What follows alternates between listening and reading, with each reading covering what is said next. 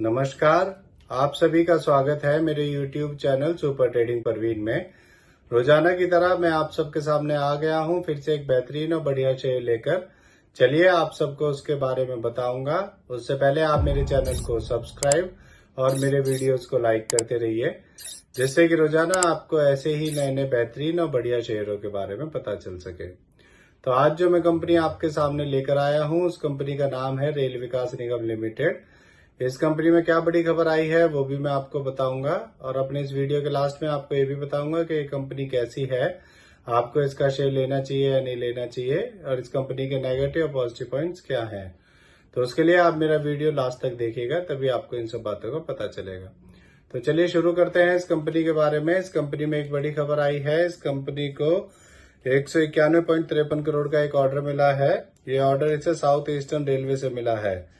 इस ऑर्डर में एक कंपनी छाकरदरपुर डिवीजन में 132 KV traction substation, sectioning post and substation post के सब सेक्शनिंग पोस्ट के design, supply, erection, testing and commissioning का काम करेगी। यह ऑर्डर एक कंपनी 18 महीने में पूरा करेगी। इस खबर के आने के बाद इसमें 30 रुपए बढ़ गए थे। इसका शेयर 417 रुपए तक पहुंच गया था।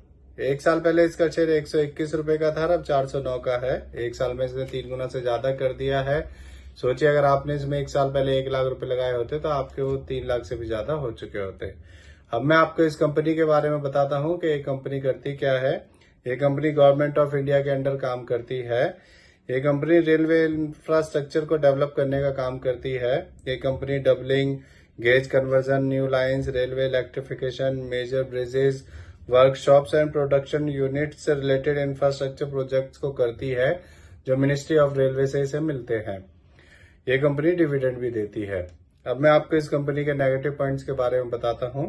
इस कंपनी की total income including other income सिर्फ 1183 करोड़ है, जो कि बहुत कम है। इस कंपनी के प्रमोटर्स ने पिछले 3 सालों में 5.37% अपनी होल्डिंग कम की है। तो ये इसके नेगेटिव पॉइंट्स हैं।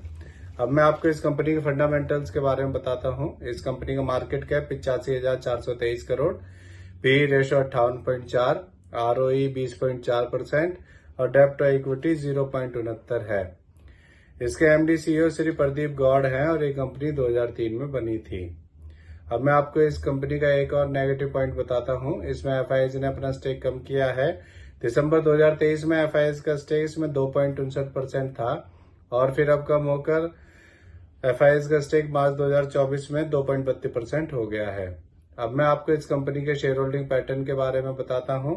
इसमें प्रमोटर्स का 72.84%, रिटेल का 18.66%, डीआईएस का 6.09%, एफआईएस का 2.32% और म्यूचुअल फंड्स का 0.09% स्टेक है।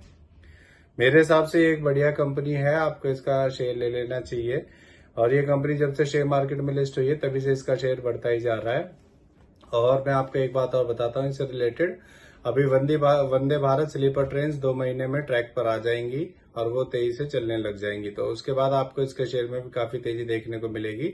मेरी तरफ से इसका 2 महीने बाद का टारगेट 500 रुपए का है, और जल्दी ही ये इस साल के लास्ट तक 500-600 को भी पार कर जाएगा।